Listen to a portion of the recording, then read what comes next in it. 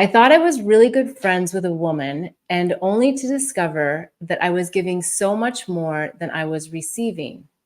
How do you distinguish between a reality check and heartbreak? Not knowing all the nuances of like how this happened, feeling into the energy of it, it feels like this friend showed you who they really are.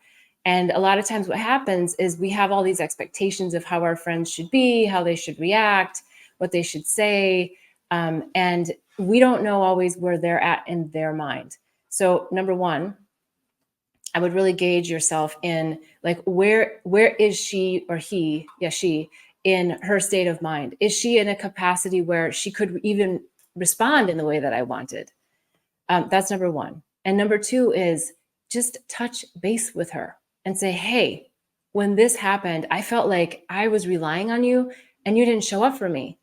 And maybe it's my wound, maybe it's not, but I just really need to talk to you about this because it makes me feel like our friendship isn't as valuable to you as it is to me. Now, if that doesn't feel comfortable, because sometimes it doesn't, then it probably is giving you even more of an indicator that this person isn't at a place in their spiritual evolution, in their emotional ability to communicate their feelings that you are. And you might want to consider, I'm not saying like drop them like a hot potato. I'm just saying consider where they are, because we have to often meet people where they are. And as we expand and as we grow and as we become more articulate and able to, unravel our minds and feel our emotions, we are kind of like ahead of the game a lot of times. And so you have to kind of make that call. Like, is this a time when I put my hand out and I say, hey, come next to me, let's talk about this? Or is this a time where you say, hey, this has happened maybe one too many times, and you go, you know what, I'm just going to gently let that hand go.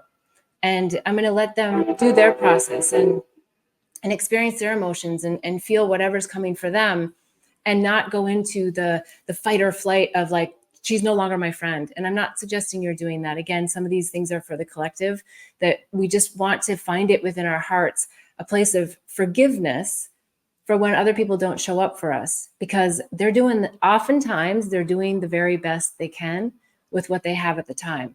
And sometimes it's not good enough for us. And I get that. And so you don't have to sacrifice your own feelings or your own desire for that friendship.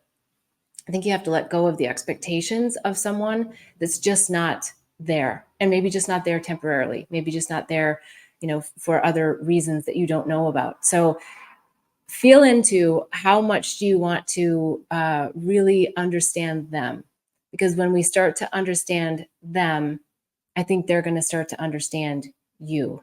And if nothing else, it's going to get you both really vulnerable and juicy, and in a place where I think you can find a conscious uncoupling as a friend, or deepen your friendship. And what's coming is when you get really activated and you say, I don't want to reach out to them, or I don't, right? When there's that, like that is sometimes the best time to go deep into that, because that is often your shit too. And there's something about you that's, probably from past relationships where you felt like people didn't stand up for you, and this is just another one of them. And so really go deep into you to understand, why did I call this person in to have me experience this heartbreak and this heartache? And then I think you'll know, like, this is what the reality is for me today. It may not be what it is tomorrow. And as soon as you change your energy around it, it'll change the energy around that whole relationship, and you'll give them the option to either stay or go, or show up for you next time or not. And it's just a much softer way to do it. All right. Hopefully that's helpful. If not, please put in the comments. I'm happy to add to that. And again, if you want to talk more about it, we can do a one-on-one. And if anyone online, please, if you're watching on replay, you can always put a comment. You can add questions. You can go to bethbell.me/question. And there's so many other resources on bethbell.me. If you haven't done the State of the Heart assessment, please do. It's so important to know your state of the heart. And there's also the Awakening and Healing Handbook. Lots of tips, tools, techniques, modalities in there to help you with all of your awakening and spiritual growth. There's also the Psychedelics Resource Guide, which is a beautiful way to really dip into psychedelics and understand a little bit more about them. and maybe someone that you know is interested in them. It talks a lot about the integration. So there's a lot of juicy stuff in there.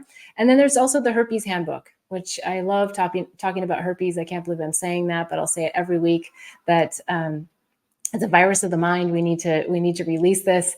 And so the handbook goes into a lot of great information on herpes and the mind viruses that we get ourselves into. So please check those out. And I look forward to seeing you again next week, every Sunday, 11:11 Pacific time. Oh, and if you're interested in the Awaken Inner Wisdom community membership, you can also check that out on bethbell.me. So lots of resources there. I look forward to seeing you again next week. And until then, wishing you much bliss and love on the journey. Namaste.